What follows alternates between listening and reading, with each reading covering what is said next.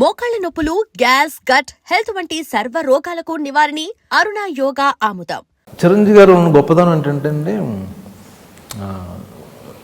నేను సింధూరం చేశా. రిలీజ్ అయిన వెంటనే మా గుణసాగర్ నాకు బాగా క్లోజ్ ఆయన చూడాలని ముందులో క్యారెక్టర్ అనుకున్నాడు. చిరంజీవి గారిని ఏదో చేసి నెగిటివ్ క్యారెక్టర్ షూటింగ్ డేట్లు ఇచ్చేసారు, అన్నీ అయిపోయినాయి. చిరంజీవి గారు సడన్గా ఆ క్యారెక్టర్ ఎవరు వేస్తున్నారు, కలకత్తాలో కదా ఎవరు అంటే బ్రహ్మాజియా ఇదేంటి హీరోగా చేసాడు ఇప్పుడే ఆ క్యారెక్టర్ బ్రహ్మాజీని అనుకోవడం ఏంటి అసలు.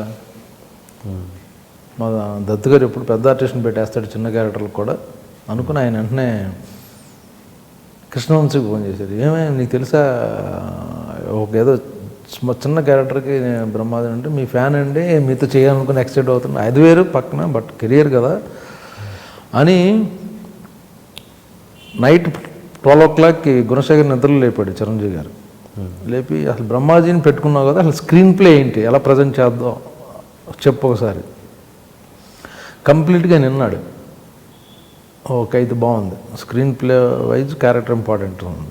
స్క్రిప్ట్లో క్యారెక్టర్ పెద్ద గొప్పది కాదు, బట్ ప్రజెంటేషన్లో ఎలాగ ఉంటుంది అనుకుని Gunasekhar next day Gunasekhar phone చేసి ఏమైంది సార్ అని.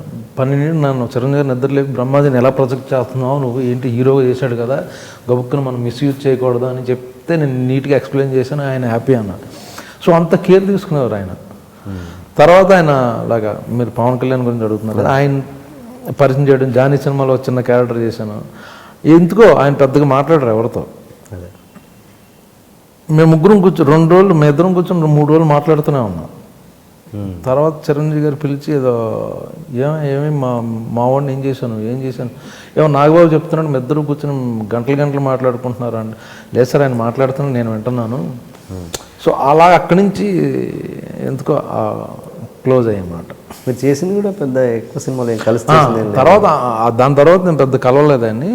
అన్నవరం సినిమాకి ఆయనే పిలిచి పలానా క్యారెక్టర్ చేస్తున్నావు అని ఒక CD ఇచ్చా, తమిళ సినిమా అన్నారు. అక్కడి నుంచి మా సినిమాలు చేయకపోయినా ఎక్కువ పర్సనల్గా ఎక్కువ కలవడం జరుగుతూ ఉంటుంది. ఆయన పర్సనల్గా అన్ని డిస్కస్ చేసుకుంటారా అంటే మా పొలిటికల్గా కావచ్చు లేదా సినిమా పరంగా? పొలిటికల్ లేదు ఆయన సినిమా వేరు, పొలిటికల్ వేరు. పొలిటికల్కి సంబంధించిన వాళ్ళతోనే పాలిటిక్స్ మాట్లాడతారు.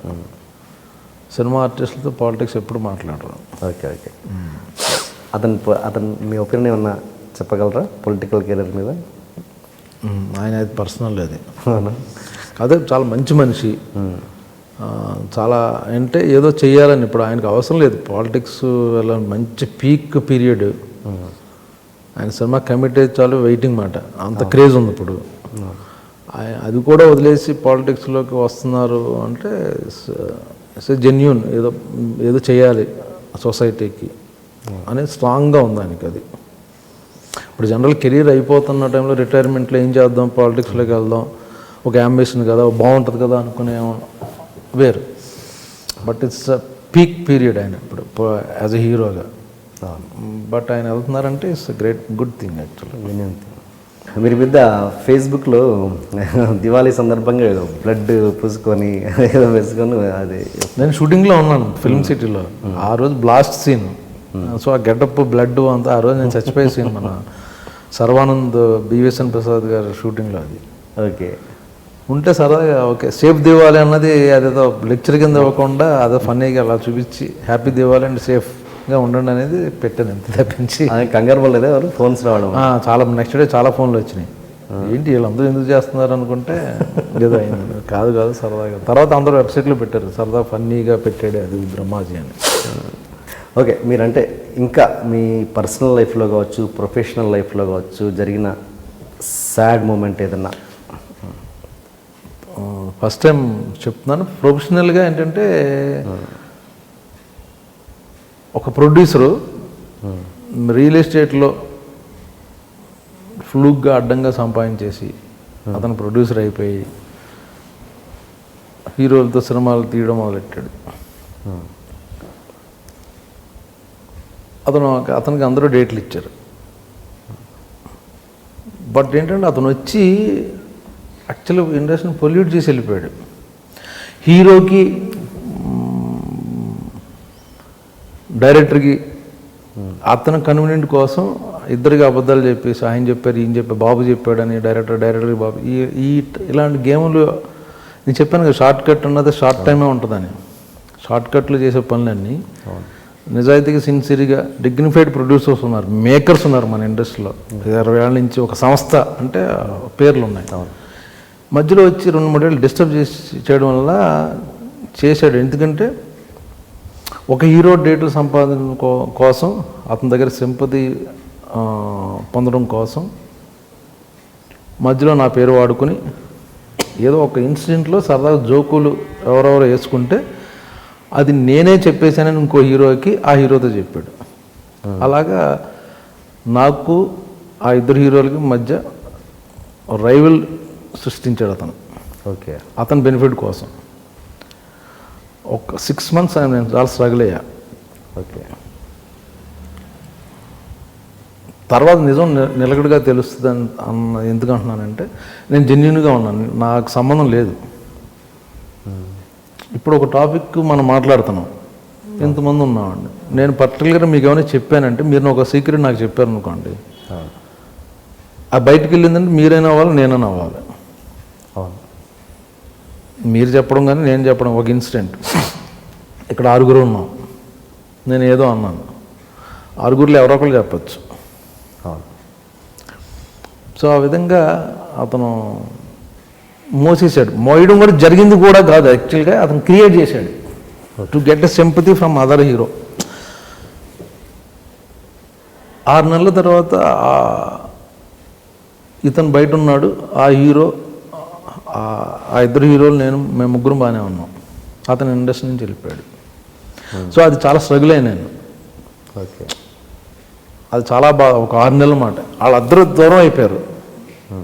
తర్వాత అర్థం చేసుకున్నారు, నేను ప్రయత్నం చేయాల, నేనేం తప్పు చేయాల, నా సైడ్ నుంచి ఇది అని. బట్ ఎక్కడో క్యారీ అయిన అవ్వడమో లేదా వినడమో లేదా ఫీల్ అవ్వడం, వాళ్ళు బాధపడి మొత్తం ఫైనల్గా ఇంకో హీరో అన్నాడు, వాడు బయట ఉన్నాడు, వాడు ఇప్పుడు మన ముగ్గురం బాగానే ఉన్నామని అన్నాడు అన్నమాట. అది నా ఫైనల్ అచీవ్మెంట్. జెన్యూన్గా ఉండి సిన్సియర్గా ఉంటే మధ్య మధ్యలో ఇటువంటి డిస్టర్బ్ చేస్తాయి. సో నేను ఎవరి జోలికి వెళ్ళను. ఇప్పుడు నా జోలికి వచ్చి నన్ను ఏదో చేసి, ఇప్పుడు అతను లేడు ఇండస్ట్రీలో. సో అది నాకు చాలా హర్ట్. ఒక 6 నెలలు చాలా టార్చర్ అనిపించింది అన్నమాట. బట్ నా హ్యాపీ ఆ ఇద్దరు హీరోలతో వర్క్ చేస్తున్నాను, అందరూ బాగానే ఉన్నాం. ఓకే, ఏదా ప్రొడ్యూసర్ నటుడా? ఆ ప్రొడ్యూసర్ నటుడా? అది నేను చెప్పలేరు, నేను చెప్పకూడదు. ఎందుకు నా ఫీలింగ్ చెప్పాను తప్పించి అతన్ని టార్గెట్ చేసి అతని పేరు బయటకు రావాలన్నది నా ఉద్దేశం కాదు. ఓకే ఓకే ఓకే అండి. ఇంకా ఎనీ పర్సనల్? అదే నాకు బాగా ఇది. తర్వాత హీరోల సినిమాలో మీరు చేయలేదు? ఇద్దరు హీరోలతో చేశాను. అంటే అప్పుడు ఆ 6 months ఆ టైంకి లేదు యాక్చువల్గా, అప్పుడు షూటింగ్ ఏమీ లేదు. బట్ నన్ను పర్టికులర్గా అతను ఆ హీరోలను అవాయిడ్ చేయాలనే మెంటాలిటీ కాదు వాళ్ళు. వాళ్ళు ఏంటంటే ప్రొఫెషన్గా చూస్తారు, పర్సనల్గా చూస్తారు. పలానాడు అలా అన్నాడా అని మనం నా సినిమాలో పెట్టుకోకూడదు అనే మెంటాలిటీ ఉన్న హీరోలు కాదు వాళ్ళు. సో అది ఓకే. ఇది ప్రొఫెషనల్గా చెప్పారు, పర్సనల్గా ఏమన్నా చెప్పగలరు? అదే నేను పర్సనల్గా ఏం లేదండి, అంత హ్యాపీ నేను. నాకు మా ఫ్యామిలీ, నాకు మంచి 2 కుక్కలు ఉన్నాయి, చిన్న ఒక 1 acre ఫామ్ హౌస్ ఉంది. So happy. మీ అదర్ హాబీస్ ఏంటండి cinema other than cinema?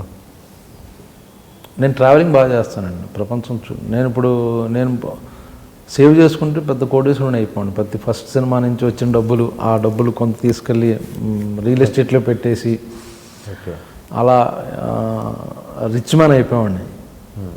But ఎప్పటికప్పుడు ఎంత ఉంటే ₹1,00,000 ఇస్తే ఒక 50,000 అందులో తీసుకెళ్ళి కాశ్మీర్, ఆ టైంలో కాశ్మీర్ ఎవరు వెళ్ళరు, వెళ్ళిపోయాం మేము, నేను నా వైఫ్. కాశ్మీర్ చూసాను, లే లదాఖ్, ఇండియా మొత్తం తిరిగేసాను నేను. ఓకే. సో రియల్ ఎస్టేట్ భూమిలో ఉన్నప్పుడు కూడా ఒకసారి నా బ్యాంక్ అకౌంట్లో ఒక 6 లక్షలు ఉంటే 5 లక్షలు ఒక వరల్డ్ ట్రిప్ ఏదో ఉంటే, యూరోప్ ట్రిప్ ఉంటే నేను మావాడు వెళ్ళిపోయాం. స్విట్జర్లాండ్, యూరోప్ మొత్తం తిరిగేసాం. వచ్చేసరి డబ్బులు లేవు. ఫోన్ చేసా, ప్రకాష్ రాజుకు ఫోన్ చేశా, ₹1,00,000 ఎవరో నాకు నెక్స్ట్ డబ్బులు వస్తాయి ఈ మంత్ పంపించాడు. బట్ అంటే ట్రావెలింగ్ అంత పిచ్చి. సో ప్రపంచం నా ఏమంటే మొత్తం మ్యాక్సిమం చూసేయాలని నేను. సో నా డబ్బులన్నీ దానికే వెళ్తాయి. మీ వైఫ్ ఏమన్నారా ఈ విషయంలో? తనకి ఇంకా ఇంట్రెస్ట్. అవునా? ఓకే.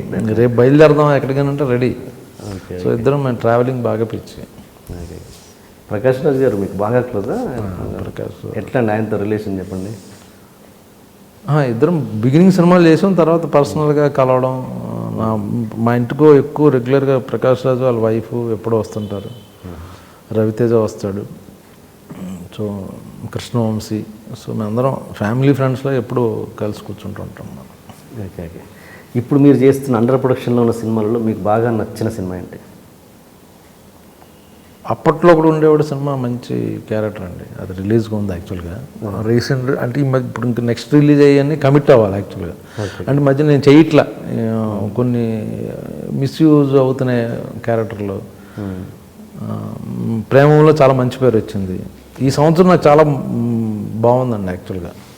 నేను ఇప్పుడు జాన్లో మెర్లపాక్ గాంధీ ఎక్స్ప్రెస్ రాజా రిలీజ్ అయింది. ఓకే. దాని తర్వాత హను కృష్ణగాడి ప్రేమ కదా, అలాగే సర్దార్ మంచి క్యారెక్టర్, సర్దార్ గబ్బర్ సింగ్, అలాగే జనతా గ్యారేజ్, అలాగే ప్రేమం అప్పట్లో ఒకడు ఉండేవాడు. అందరూ మంచి డైరెక్టర్లతో వర్క్ చేసే సంవత్సరం. మన ఏలేటి, మన చంద్రశేఖర్, మనమంతా. సో వీళ్ళందరితో ఎవరు చేయలే. హను మంచి డైరెక్టర్, లక్కీకి మంచి క్యారెక్టర్ పడింది. అలాగే ఏలేటి చందు కూడా, అలాగే కొరటాల శివ, వీళ్ళందరితో ఫస్ట్ టైం చేశాను నేను. And for more videos, Please subscribe to iDream. Please subscribe to iDream. Please subscribe iDream. And please subscribe to iDream. For more videos, subscribe to iDream. please like, share, and subscribe to the channel. Congratulations, iDream. Subscribe to iDream. Subscribe to iDream. So subscribe to iDream Media. iDream ki iDream team అందరికి huge congratulations. Please subscribe iDream Media. Please subscribe to iDream. Subscribe iDream. Please subscribe to iDream. iDream అంటే నా కళల ఛానల్ను subscribe చేసుకున్న నోరు తిరుగుతలేదు. మీరైతే గంట గుర్తు కొట్టండి. For more such videos, please subscribe to iDream.